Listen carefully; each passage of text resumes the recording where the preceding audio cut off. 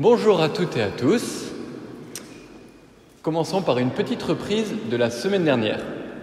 Je vous avais invité dans un tout premier mouvement pour aborder la question écologique à rentrer d'abord dans une attitude d'accueil de la nature telle qu'elle se donne gratuitement à nous pour que cela suscite émerveillement et gratitude. Nous avons aussi posé un discernement sur la radicalisation idéologique de cette posture en décrivant le paradigme écocentrique.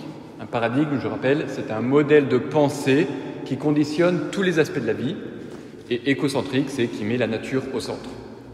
En positif, l'écocentrisme, il promouvait l'émerveillement pour la nature et le fait que tout est lié, et on en a rejeté sa vision trop pessimiste sur l'être humain et ses œuvres, ainsi que sa vision du monde panthéiste, c'est-à-dire où tout est Dieu au détriment de la dignité individuelle. Aujourd'hui, nous avançons dans notre parcours. Nous allons voir qu'en plus d'être un don pour nous, la nature attendait la venue de l'homme. Comme une fiancée attend son prince charmant pour des épousailles magnifiques et pour s'épanouir dans sa beauté et sa fécondité. Et la technique fut le magnifique fruit de cette union. Alors là, je sens, il y en a peut-être déjà qui commencent un peu à se crisper. C'est normal parce que le fameux prince charmant, il est pécheur. Le mal agit dans son cœur. Et la communion d'amour qui devait se vivre entre l'homme et la nature, l'un permettant à l'autre de déployer toutes ses potentialités en sommeil, cette communion d'amour a tourné avec la modernité en domination et jusqu'à la destruction, avec une utilisation largement dévoyée de la technique pour en faire un outil d'oppression. C'est le fameux paradigme technocratique que notre pape François identifie comme étant la cause de la crise écologique. Alors, le plan de cette conférence, après avoir explicité ce qu'est le paradigme technocratique et posé un discernement dessus, nous verrons quel regard ajusté porter sur cette question et nous terminerons en explorant la vertu de compassion. C'est parti. Pour illustrer le paradigme technocratique, laissez-moi vous lire un bout d'article de 2021 que j'ai trouvé sur Internet. Je cite « Et si des millions de tonnes de CO2 étaient captées dans l'air par des aspirateurs géants ? Cette technologie de capture du carbone directement dans l'atmosphère se développe partout dans le monde. En extrayant le dioxyde de carbone de l'air pour l'injecter profondément sous terre où il sera transformé en roche, Climeworks a développé l'un des moyens les plus novateurs de compensation carbone. Le célèbre fondateur de Tesla, Elon Musk, a même proposé sur Twitter en janvier dernier 100 millions de dollars à qui présentera la solution la plus avancée de capture de dioxyde de carbone. » Fin de citation. Exemple parmi tant d'autres, la géo-ingénierie. On a un problème, le réchauffement climatique. La solution, elle sera technologique. En captant le CO2 comme le soutient Elon Musk, en injectant dans la stratosphère du sulfate de soufre pour capter la chaleur comme le soutient Bill Gates, en blanchissant les nuages pour refroidir la mer comme le soutient le gouvernement australien. À problème global, solution technique. Voilà le fonctionnement du paradigme technocratique. Surtout, ne rien changer à notre attitude d'exploitation, mais on va gérer les problèmes grâce à notre expertise et on trouvera les solutions techniques. Le paradigme technocratique, littéralement, c'est le pouvoir par la technique. C'est une vision du monde de domination de l'homme sur la nature, dans une relation d'asservissement, au moyen de la technique. Et pour cela, il l'a réduit en un matériau à transformer et un objet à consommer. C'est une approche qui extrait l'homme de la nature. Cette relation blessée, elle est apparue dans l'histoire à l'orée des temps modernes. Jusqu'à là, la technique, elle suppléait à notre faiblesse. 3 inventions du XVIe siècle vont révolutionner le monde et rendre l'homme orgueilleux. L'imprimerie, la poudre et la boussole. Il va y avoir la naissance de l'État-nation, et pour la première fois dans l'histoire, l'État va promouvoir la technique, ce qui va permettre son développement exponentiel. C'est aussi une période de résurgence de la vision gnostique, où l'univers n'est pas seulement imparfait, mais mauvais. Et donc, il a besoin que l'homme illuminé le remodèle. Il y a 3 figures qui sont des savants, autant que des philosophes, qui ont joué à cette période un rôle décisif dans l'introduction de ce qui va conduire au paradigme technocratique, l'italien Galilée, le britannique Bacon et le français Descartes. Rappelons seulement une des phrases les plus fameuses ou fumeuses du philosophe français, qui est aussi l'une des plus programmatiques. Je le cite: « Nous rendre comme maîtres et possesseurs de la nature. » Fin de citation. Cela revient à dire que l'homme doit soumettre la nature à la raison humaine pour qu'elle révèle de force ou de gré ses secrets. Je cite aussi Bacon, il dit « Non pas doucement infléchir la nature, mais la vaincre, la soumettre et la bouleverser dans ses derniers fondements. » Fin de citation. Cette pensée de la domination, la modernité va la mettre en œuvre au point de vue scientifique et technique avec la révolution industrielle puis technologique. Poussée à l'extrême, cette vision, elle a conduit au paradigme technocratique où Laudato Si discerne la racine humaine de la crise écologique. Le diagnostic du pape François commence par dénoncer le mauvais usage de la technique pour pointer la racine ultime qu'est l'anthropocentrisme actuel. Anthropocentrisme, c'est-à-dire la vision du monde qui met l'homme au centre. Un exemple parmi d'autres, la médecine. Alors si, comme on le voyait la semaine dernière, les médecines alternatives, elles sont plutôt écocentriques, la médecine conventionnelle, quant à elle, s'enracinant dans un matérialisme assez sérieux, elle est résolument technocratique. Il n'y a qu'à voir, par exemple, la réponse unique et technobiologique imposée par notre monde pour gérer la pandémie du Covid. Je vous invite à lire ou à relire le cœur de Laudato Si, au numéro 101 à 116, sur le paradigme technocratique. C'est vraiment lumineux.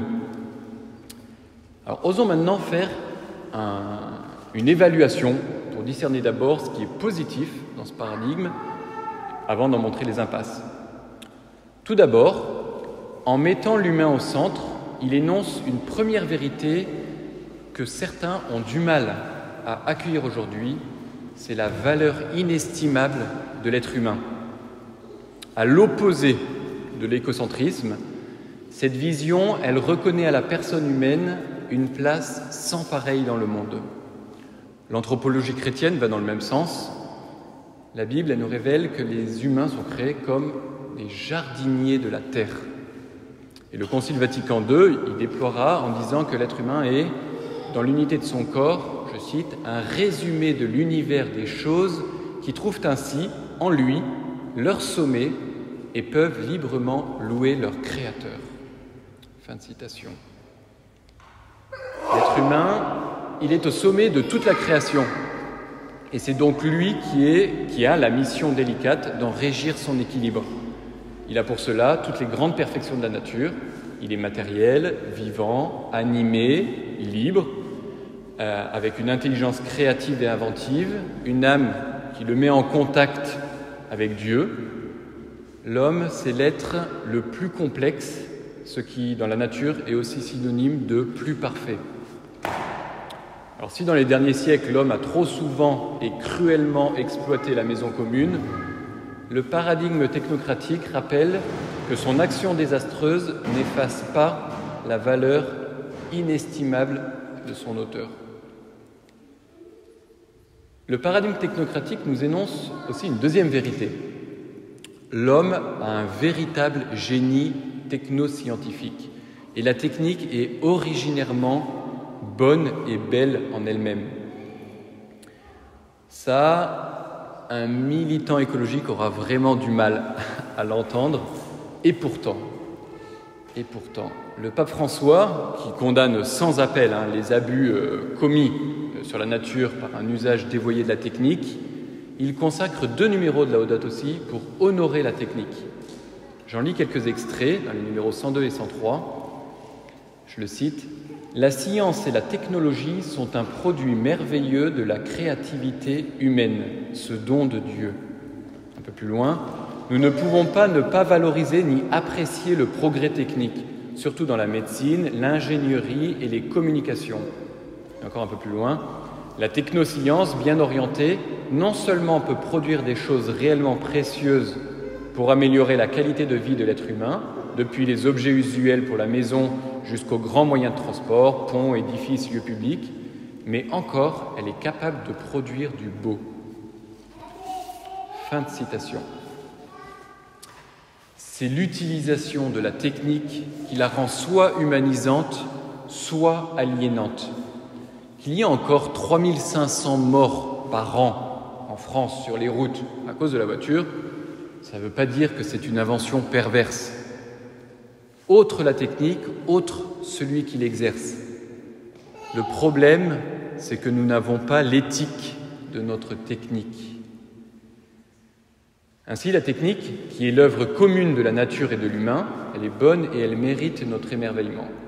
Elle est l'un des moyens par lesquels l'homme permet à la nature de déployer les multiples potentialités déposées en son sein. Et soyons honnêtes, nous sommes bien contents d'avoir la technique d'aujourd'hui. Même le militant écologique le plus extrême. Coupez-lui Internet ou l'électricité et vous verrez. Donc en positif, le paradigme technocratique, il affirme la bonté native de l'être humain, même dans son péché, et son génie technique qui lui aussi est originairement bon. Mais comme toute idéologie, il a ses impasses. Tout d'abord, il est déshumanisant jusqu'à en être destructeur en ce qu'il nie la valeur intrinsèque de la nature et donc du lien que l'être humain noue avec elle. La matière, elle n'est vue que comme un bien utile, un matériau au service de la rapacité humaine, totalement disponible à la manipulation. En parlant de la manipulation, le pape François, il convoque l'image de la main. L'attitude juste, c'est de tendre la main pour, je le cite, recevoir la réalité naturelle. Le paradigme technocratique, lui, il impose sa main pour, je cite le pape François, extraire tout ce qui est possible. On a donc 2 attitudes antagonistes qui sont pointées par Laudato Si, recevoir ou prendre. La nature, elle n'est plus considérée comme un don, mais comme un dû. Et la relation, c'est plus la communion, mais c'est l'exploitation et la domination, en ne se sentant plus relié à elle. Notons au passage que ce mépris de la nature conduit au mépris de ce qui, en nous, est le plus proche de la nature, c'est notre propre corps. Il y a une deuxième impasse touchant à notre manière de nous représenter Dieu. Le paradigme technocratique pousse à l'athéisme, à l'idolâtrie de l'humain et de sa technique. On verra dans la 4e conférence combien nous sommes faits pour une convergence sans confusion de la nature, l'homme et ses œuvres, et ce par la prise en compte de Dieu. Le paradigme technocratique, quant à lui, il ne fait pas qu'hypostasier la technique, il l'idolâtre, c'est-à-dire il la considère comme un objet de culte. Et ce processus d'auto-adoration, il est passé par 2 étapes. L'être humain, il a d'abord vénéré ses propres capacités, sa raison et sa liberté, puis il a reporté son adoration de ses facultés sur ses œuvres, c'est-à-dire la technique. Donc le technocrate, il n'est pas seulement athée, c'est-à-dire Dieu créateur qui n'existe pas, mais il donne la place de Dieu à l'humain et à la technique. Et contre cela, le pape François, il donne la solution, je le cite, la meilleure manière de mettre l'être humain à sa place, c'est de mettre fin à ses prétentions d'être un dominateur absolu de la terre. Et pour ça, c'est de proposer la figure d'un Père créateur et unique maître du monde. Fin de citation. Alors, que retenir de tout cela dans notre construction d'une vision intégrale de l'écologie ? Le deuxième mouvement qu'on aborde aujourd'hui, après celui de la semaine dernière, qui est l'accueil de la nature. Donc, ce deuxième mouvement, c'est de reconnaître la juste place de l'être humain dans la création, lui qui est désigné par Dieu comme le jardinier de la terre. Après avoir contemplé la semaine dernière la beauté de la nature, aujourd'hui, arrêtons-nous sur sa vérité. La révélation judéo-chrétienne, notamment dans le premier livre de la Bible, elle nous affirme que la nature, elle attend l'être humain, son jardinier. Elle ne fait pas qu'évoluer arbitrairement, mais elle tend vers l'humain. Écoutons le texte biblique au deuxième chapitre de la Genèse. Je le cite. « Lorsque le Seigneur Dieu fit la terre et le ciel, il n'y avait pas encore d'arbustes des champs sur la terre, l'herbe des champs n'avait pas encore poussé, car le Seigneur Dieu n'avait pas encore fait pleuvoir sur la terre, et il n'y avait pas d'homme pour cultiver le sol. » Le texte y répète la même expression « pas encore ». Or, elle signifie une attente. La nature, elle attend l'apparition de l'homme.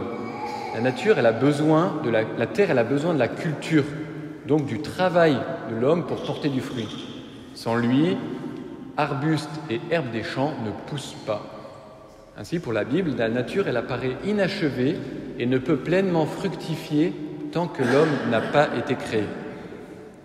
Et s'il est ajouté aussi que la pluie manque à la terre, c'est pour rappeler à l'homme qu'il n'est pas le seul à l'achever. Cette pluie qui descend du ciel, c'est le symbole de la bénédiction divine. La Bible, elle montre aussi, dans ce poème qui est la Genèse, au chapitre 1, la place de l'être humain dans la création. Le 6e jour, après toutes les autres créatures, Dieu crée l'être humain à son image. Et le texte explicite, il s'agit d'être le maître de toute la création et de dominer sur elle. Mais à ce moment-là, le péché, il n'a pas encore frappé le cœur de l'homme. Ainsi, dominer, c'est être l'intendant, c'est agir par amour, comme le Seigneur. Seigneur, c'est, en latin, on dit dominus. C'est comme des parents envers leurs enfants. Ils ont à les éduquer, leur transmettre le meilleur d'eux-mêmes, les aider à parvenir au plein déploiement de leur personnalité. Et cela, ils doivent le faire dans la délicatesse de l'amour et du don d'eux-mêmes. Le chapitre 2 de la Genèse précise, je cite, « Le Seigneur Dieu prit l'homme et le conduisit dans le jardin d'Éden pour qu'il le travaille et le garde. » Le projet de Dieu, en créant l'humain à son image, c'est qu'il soit le jardinier travaillant la création pour qu'elle advienne à son plein déploiement. Et si l'être humain a une place toute particulière, il n'en est pas le maître absolu. En effet, le 7e jour, Dieu instaure le Shabbat, ce jour de repos pour honorer Dieu, lui qui est vraiment au-dessus de toute la création, parce qu'il en est le créateur, celui de qui tout provient et pour qui tout existe. L'humain n'est pas la finalité ultime de ce monde, mais il a une mission particulière dans celle-ci, qui est de s'offrir à Dieu et d'offrir la nature et ses œuvres avec lui. Le chapitre 3 de la Genèse, dans la foulée, il raconte, de manière imagée encore, mais ô combien vraie, la réalité de la chute, de la révolte d'être humain contre Dieu, de sa prise d'indépendance pour être comme des dieux.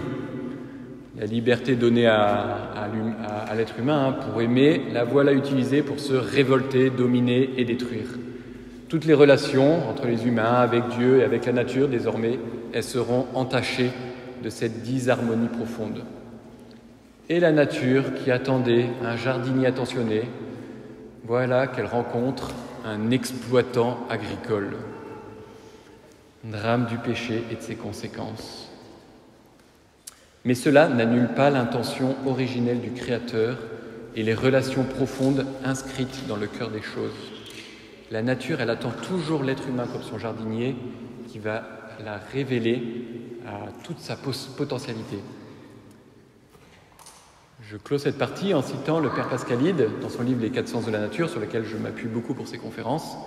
Il dit, pour le dire avec les mots de la liturgie eucharistique, « Tous les objets si nombreux, si variés, si utiles et parfois si beaux qui nous entourent sont le fruit de la terre et du travail des hommes. » Fin de citation. Nous arrivons à la dernière partie de notre conférence. Alors, après l'émerveillement et la gratitude de la semaine dernière, quelle autre vertu cultiver pour continuer à déployer un regard écologique ajusté? Nous allons aujourd'hui parler de la compassion envers notre monde qui brûle. En effet, après s'être laissé saisir par sa beauté, il faut regarder en face la vérité de notre rapport avec la nature, même si ce n'est pas très agréable.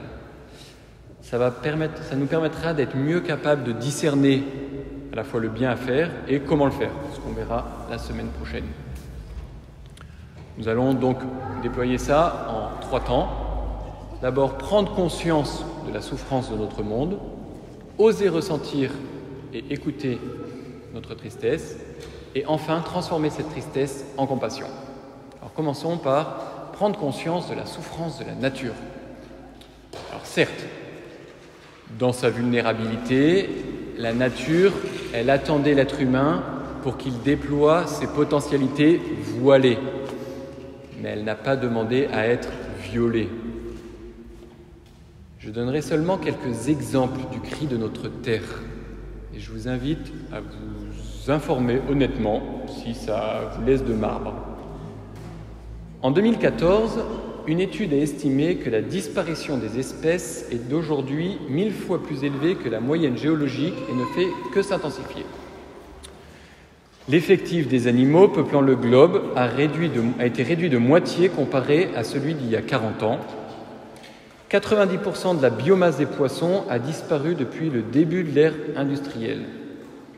Ces 30 dernières années, 52% des populations des oiseaux des champs ont disparu en Europe. Certains parlent avec raison d'une 6e extinction de masse. Et cela pourrait fortement toucher l'humanité. En 2017, 15 364 scientifiques ont co-signé un article sur les menaces d'extinction de l'humanité à brève échéance. Le réchauffement climatique est acté et cela va avoir des conséquences très concrètes sur notre vie. En effet, la violence faite à la nature me concerne ici et maintenant, car comme on le voyait, tout est lié et je fais partie de cette nature. Alors, il va me falloir apprendre à vivre avec des étés de plus en plus caniculaires, des problèmes d'eau, des feux de forêt, des tempêtes, une montée des eaux qui, dans quelques dizaines d'années, impactera fortement notre département. Le ministre de l'écologie, qui nous a ainsi, le mois dernier, averti qu'il est urgent que nous sortions du déni et nous préparions à nous adapter à un réchauffement climatique de l'ordre de 4 degrés à l'horizon de 2100. Et les scientifiques disent que c'est une estimation basse. Alors j'arrête là. Je ne sais pas comment vous vous sentez lorsque je vous dis ça. Il est possible qu'il y en ait qui ressentent rien, qui se disent soit c'est faux, ou on s'en fout. Alors c'est un phénomène qui est bien connu en psychologie, ça s'appelle le déni. C'est quelque chose de bon, ça sert à nous protéger d'une émotion trop intense qui risquerait de nous mettre en difficulté. Mais il y a un risque qui est grand que cette insensibilité ne conduise à notre désengagement écologique, voire à un refus de voir la catastrophe qui vient ou qui est déjà là, notamment concernant la destruction de la biodiversité du vivant. Alors, la bonne nouvelle, c'est que ça se travaille. En tout cas, sachez qu'il est important de connecter avec son ressenti pour entrer dans un agir écologique ajusté. Alors revenons à ce que vous pouvez avoir ressenti tout à l'heure. De la tristesse, de la colère, de la culpabilité, de la peur, du désespoir. On va s'arrêter sur la tristesse. Tristesse qui est cette émotion qui naît quand nous éprouvons au présent la violence subie par la nature. Et quand cette tristesse est profonde, elle peut même conduire jusqu'à une perte radicale d'énergie. Elle est néanmoins précieuse parce qu'elle nous connecte avec la réalité. Et il va falloir apprendre à la métaboliser, cette énergie, pour qu'elle devienne un moteur de l'action. En effet, laissée à elle-même, la tristesse, elle peut conduire à un accablant « je peux pas ». En revanche, écoutez, elle peut devenir une puissante ressource. Des larmes jaillit l'alarme. Il faut transformer la tristesse en compassion. En effet, la compassion, c'est la tristesse enrôlée par l'amour. Et habituelle et mesurée, elle devient une vertu. Un père et une mère qui voient leur enfant souffrir, ils ne s'arrêteront pas avant qu'il ne souffre plus. C'est ainsi que le pape François, il nous demande, je cite, de prendre une douloureuse conscience, d'oser transformer en souffrance personnelle ce qui se passe dans notre monde. Fin de citation.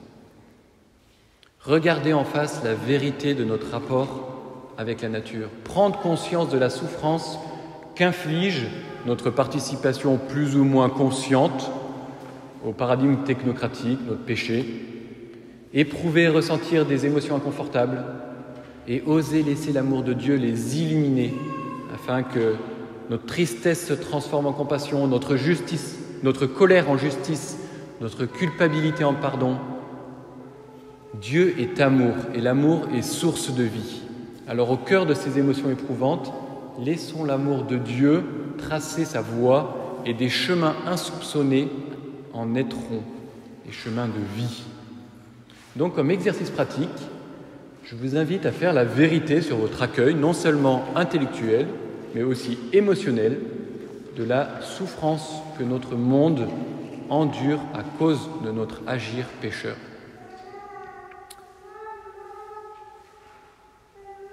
Concluons. Donc, comme deuxième attitude pour ajuster notre agir écologique, reconnaissons la juste place de l'être humain dans la création, lui qui est désigné par Dieu comme le jardinier que la terre désire. La nature, elle attend l'être humain. Elle attend de lui qu'elle lui fasse porter du fruit, c'est-à-dire qu'il la cultive et qu'il lui donne de porter un fruit qu'elle ignorerait sans l'activité de l'homme. Et la technique, originairement bonne, c'est le fruit des heureuses épousailles de l'homme et de la nature. On a vu que le péché originel est passé par là. L'homme a abusé de ses pouvoirs pour exploiter la nature. Voilà. Désormais, on est engagé dans une histoire dramatique que le Christ est venu sauver. Et ça, on en parlera la semaine prochaine. Pour l'instant, osons éprouver cette tristesse pour notre monde en souffrance et fécondons-la par l'amour pour la transformer en compassion. Et ça nous donnera une belle énergie pour agir de manière ajustée. Enfin, renvoyons dos à dos l'écocentrisme qu'on a vu la semaine dernière et le paradigme technocratique. Chrétiens, souvent, quand on démasque une idéologie, on se rabat dans la vision opposée, sans se rendre compte que c'est aussi une idéologie. Et en fait, on n'est pas obligé de choisir entre les deux, entre le panthéisme ou l'athéisme. Non, notre foi chrétienne nous ouvre une voie supérieure, capable d'intégrer le meilleur des deux visions. Une voie qu'on pourrait appeler le théocentrisme. Théo, c'est Dieu, où Dieu est l'aspect central de toute notre vie. Et dans cette vision chrétienne du monde, Dieu créateur est le maître de tout, et la nature est organisée avec l'être humain comme son chef-d'œuvre, lui qui unit en son être l'univers matériel par sa corporéité et l'univers spirituel par son âme capable de Dieu. Et la relation de l'être humain à la nature, ce doit être celle du service dans la communion pour permettre à la nature de déployer ses talents cachés et d'advenir à son plein accomplissement. Et utilement, la mission de l'homme, c'est d'offrir à Dieu toute la création dans la louange, d'être ce médiateur par lequel la création qui vient de Dieu, elle retourne à Dieu. C'est cette offrande que nous vivons à chaque messe. Je m'arrête là et je vous dis à la semaine prochaine où on passera enfin du côté de l'agir sans tomber dans l'écologisme. Merci pour votre attention.